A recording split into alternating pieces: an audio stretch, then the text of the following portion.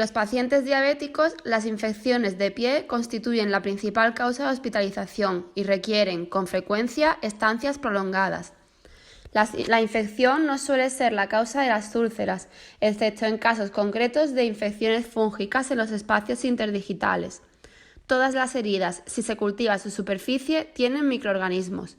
Por ello, el diagnóstico de infección tiene que ser clínico y no ha de basarse en la presencia de bacterias en los cultivos. El examen cuidadoso de la úlcera aporta la información necesaria.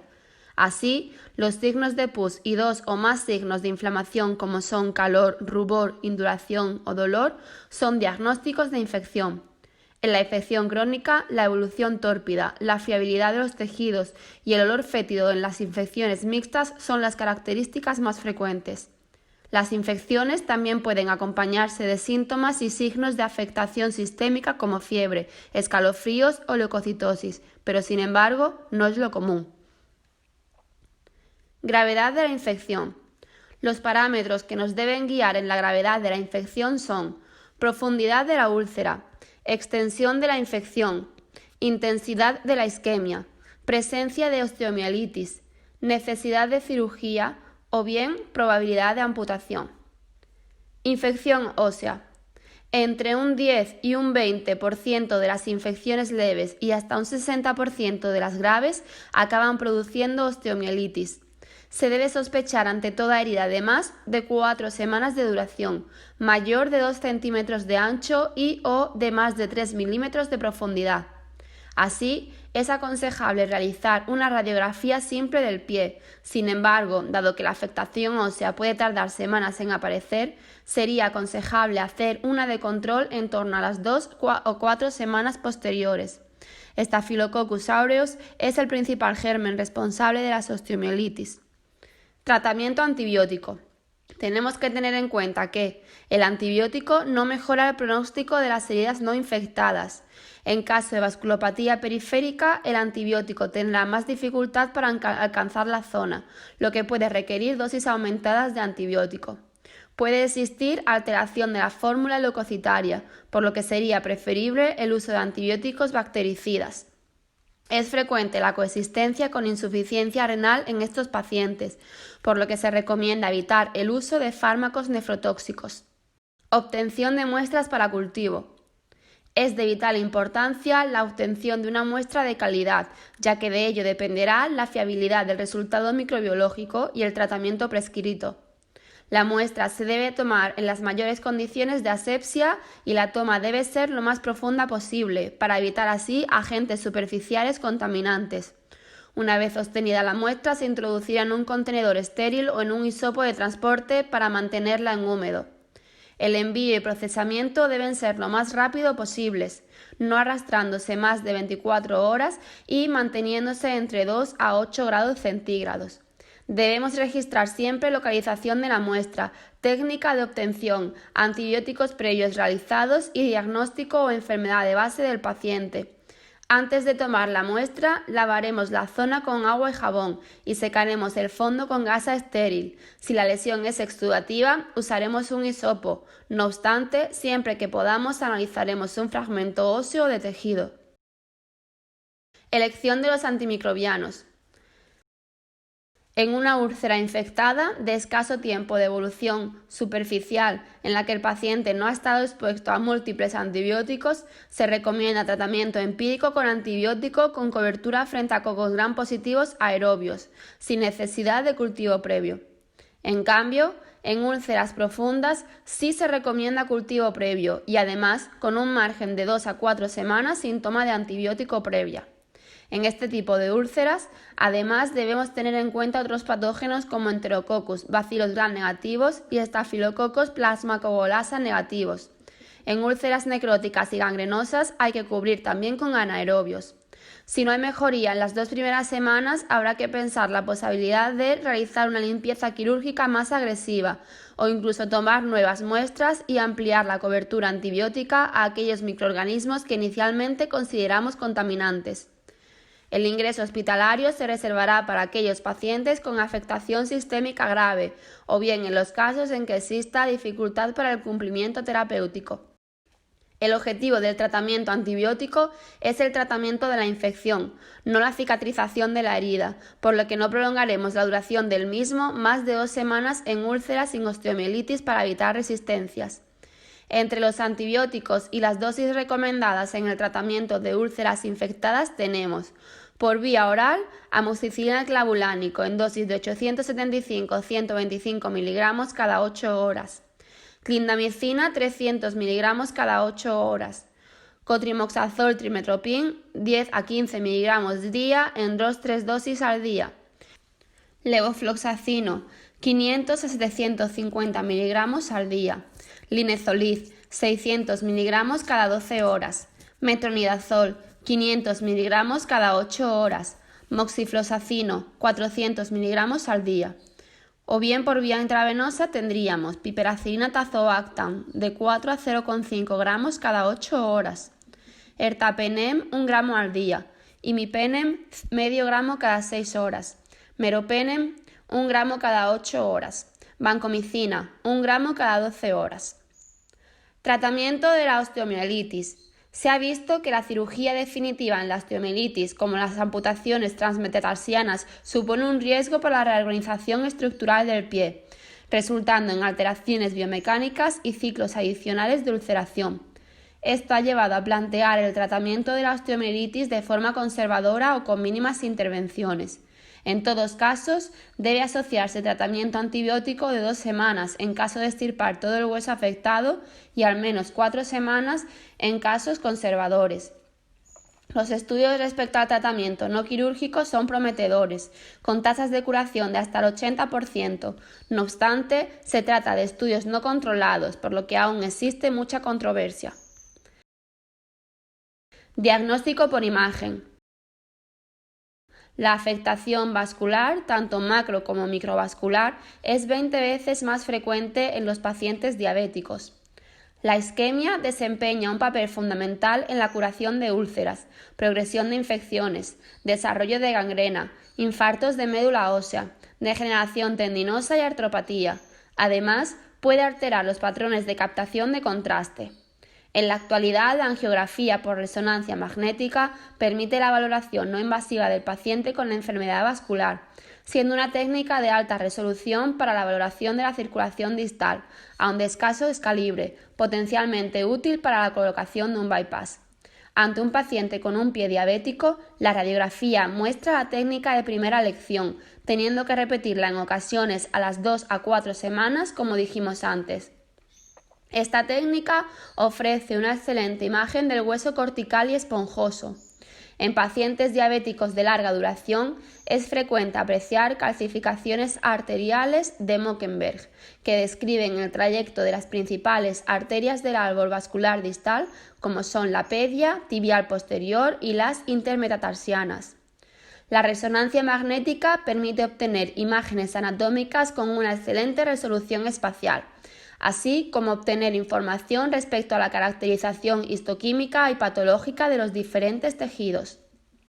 Caracterización mediante las técnicas de diagnóstico por imagen de las entidades patológicas en el pie diabético.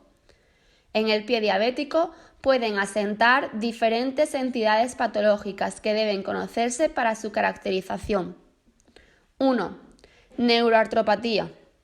Los criterios radiológicos y clínicos determinan la estadificación o clasificación de Hecheng-Holtz. Hasta el 5% de los diabéticos desarrollan una neuroartropatía de Charcot, caracterizada por convexidad medial del pie, hundimiento de bóveda plantar, acortamiento del eje anteroposterior del pie, ensanchamiento transversal del pie, pie mecedora con prominencia de la parte media del pie, prominencias en otras zonas de consolidación ósea. Hay que diferenciar mediante técnicas de imagen como resonancia magnético-nuclear entre neuroartropatía aguda, con edema óseo muscular y de partes blandas y sin destrucción ósea, o bien neuroartropatía crónica, con afectación principalmente ligamentosa para posteriormente afectar a tendones, en especial al tibial posterior. Los hallazgos descritos en las pruebas de imagen son destrucción desorganizada, luxación de la articulación tarso-metatarsiana, protusión de cuboides, afectación de escafoides y cuñas, callo de partes blandas, pérdida de la definición osteocondral, quistes óseos subcondrales, infiltrado graso y atrofia de los músculos, hipointensidad de médula ósea por otoesclerosis, edema óseo y líquido articular. Para determinar la evolución de la enfermedad usamos la clasificación de Helmholtz. Estadio 0. Pie caliente, con radiografía normal, resonancia con edema óseo y fracturas por sobrecarga. Estadio 1. Fragmentación, reabsorción ósea, luxaciones y fracturas. Estadio 2. Coalescencia, esclerosis, fracturas consolidadas y reabsorción de pequeños fragmentos óseos. Y estadio 3, con consolidación y remodelación. Edema óseo. Las secuencias en T2 con supresión grasa son las más empleadas para su detección, con pérdida de señal de resonancia magnética hiperintensa de la médula ósea normal en T1. Artritis. Encontraremos líquido articular, alteración de la señal de ambas partes articulares y, progresivamente, destrucción de cartílago y afectación del hueso subcondral. Osteomielitis. Ante su sospecha haremos una radiografía simple, teniendo en cuenta que una radiografía sin cambios significativos no excluye la posibilidad de que exista una osteomielitis y, si la evolución de la úlcera no es favorable, se deberá repetir la radiografía en 2 a 4 semanas. Sin embargo, en una lesión osteomielítica podríamos observar cambios óseos como erosión cortical, combinación de radiolucencia, cambios destructivos en hueso y reacción perióstica. Mediante resonancia, los hallazgos típicos son edema de médula ósea, Gaussian. Los huesos parecen disueltos en la secuencia SET1 viéndose hipointensos, pero que, sin embargo, aparecen más regulares en T2 o con la administración de contraste. Destrucción cortical con reacción perióstica. Formación de secuestros. Tractos fistulosos con puerta de entrada cutánea con dirección de extensión desde la superficie. Masa de partes blandas. Captación de contraste por parte del hueso y de las partes blandas que lo rodean. La resonancia cobra mucha importancia para diferenciar neuroartropatía de osteomielitis, ya que mientras la primera afecta principalmente articulaciones tarsoso-metatarsianas, la osteomielitis ocurre distal a las articulaciones tarso-metatarsianas, en calcáneo y los maleolos. Callo cutáneo. En las áreas de apoyo, bajo la cabeza de primero y segundo metatarsianos, lateral respecto al quinto metatarsiano y en el talón. A veces podemos encontrarlo bajo cuboides, en caso de pies con deformación del mediopié.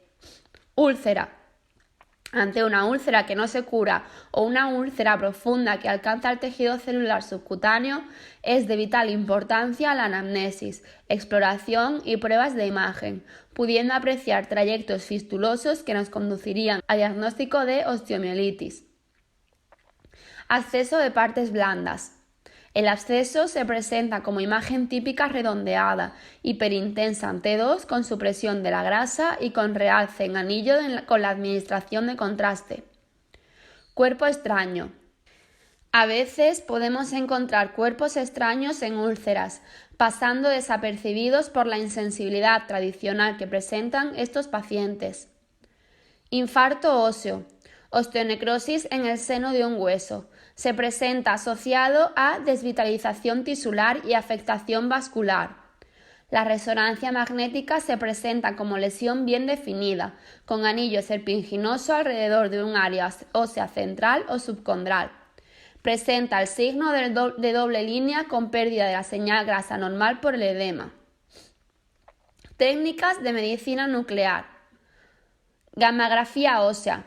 Esta prueba permite valorar de forma precoz los cambios fisiopatológicos locales que se producen en estructuras osteoarticulares. Es una técnica sencilla que puede desarrollarse en 2 o 3 fases. Fase vascular o arterial. Se realiza una adquisición dinámica del área después de la administración del contraste. Fase precoz o de reperfusión. Se obtiene una imagen estática al 1 a 3 minutos después de la inyección. Estas dos fases dan información sobre el aporte vascular en la estructura ósea, siendo muy útil en el diagnóstico de los procesos inflamatorios y/o infecciosos, patología tumoral, lesiones postraumáticas y distrofia simpático-refleja. Fase tardía, entre 2 a 4 horas tras el contraste. Refleja el grado de fijación del radiotrazador a la estructura ósea, lo que depende de la actividad metabólica del hueso. La gammagrafía tiene una sensibilidad de hasta el 90% para el diagnóstico de osteomielitis. Sin embargo, la especificidad es solo del 30%. La gammagrafía es positiva en zonas con actividad osteoclástica, por aumento del recambio óseo en procesos que conlleven aumento del flujo sanguíneo, permeabilidad capilar y perfusión tisular. Por tanto, no permite diferenciar entre infección ósea, neuroartropatía y fracturas e hiperemias secundarias a la neuropatía. Además, puede seguir siendo positiva hasta meses después de la curación clínica y esterilización del foco séptico. Por ello, es necesario utilizar conjuntamente otros trazadores más específicos que se acumulen en las áreas infectadas, como los leucocitos marcados.